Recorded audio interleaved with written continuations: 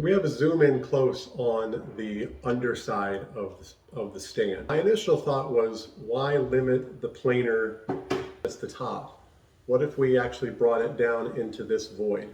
And I was able to test it by popping this thing off, the top off, and then setting the planer on this. And now physically it fits in this space here, but this shelf by itself is too weak. So my initial thought was to build a frame here and set the planer down. So the frame is very simple construction. Ribs with pocket screws, pocket holes, and biscuit slots to attach the top to. I had to pivot a little bit and not make the height of the planer deck here. I had to push it down, and actually pushing it down makes a lot more sense because the frame of this piece itself has a little lip right here that is similar to a lip that is near the top. One potential design issue is sagging. Now the side ribs are doubled up, and one will sit very cleanly on this surface, but there's only about 3/8 of an inch of material here, so the rest of it will sit proud. Or there's no support from this piece down to this, which runs the whole length of the bottom of the frame. The frame itself is simply held in place by 3/8 inch bolts. One of the reasons why I have a doubled up exterior frame, at least on the two sides, is because initially I was just going to have this be a sheet of plywood that sat on top, and so these cross members were 1.5 inches longer because I didn't need this second piece. But because I had limited material on hand, it made total sense to just simply reuse the given platform. It's also one of the reasons why I drilled those slots so that I could secure this down.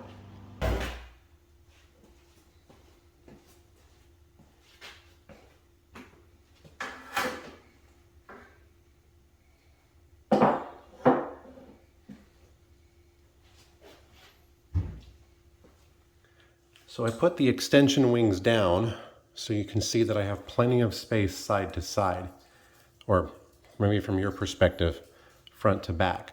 I also had to shimmy the planer a little bit this way to afford the ability to crank it up and down. And with it being at the bottom, I can achieve a full depth cut if I ever need. So here's the planer at full cutting capacity with plenty of access for the dust port and the adapter. I've lowered the cutting capacity to 3 inches. When I first was attempting to build this, I wanted the platform, which is down here, to be at this level, which is where this hole was for the shelf, that metal shelf that went there initially. And if that was the case, then whatever gap this is, imagine that just has to shift up. So therefore the port has to shift up.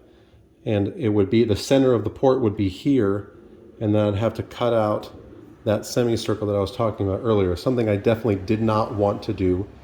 And thankfully I was able to figure out that I didn't have to do that. I could just simply lower the entire unit itself. So getting the planer on the bottom is really only half the story of this modification. I have a 24 by 21 inch top surface that I can play with. So I'm going to use that space for some other portable benchtop tools that I have. As I stated before, this dimension is 24 inches long. And based on the tools that I want to put up on there and the scrap wood that I had a 36 inch piece of plywood that I wanted to add. What I decided to go ahead and reuse the holes that were here with some through bolts, but I would create little wedges that would go here that would extend out 6 inches. I just used the edge of the leg here as my reference. So I would put that piece here and then draw a pencil line from the inside on these holes. And I just attach these with some bolts that are now long enough to go through the metal and the plywood.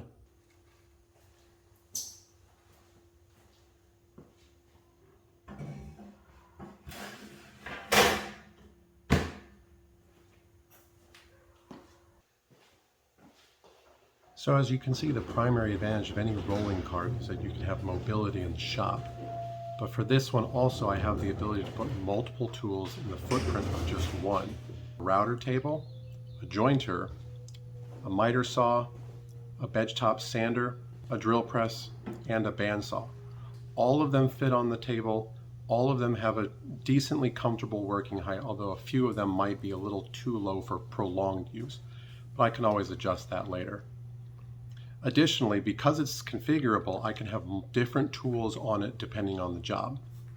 The primary drawback with having the planer on the lower deck is that if I ever need to make a change to one of the blades, I have to pull the tools off, pull the top off, and replace the blades from the top. I've not seen a modification like this on YouTube, but that doesn't mean it doesn't exist. And if you happen to have the same planer and stand that I did, what do you think? Would this modification work for you? Let me know in the comments below. If this is your first time with the line rotor boat, thanks for watching. And remember, okay?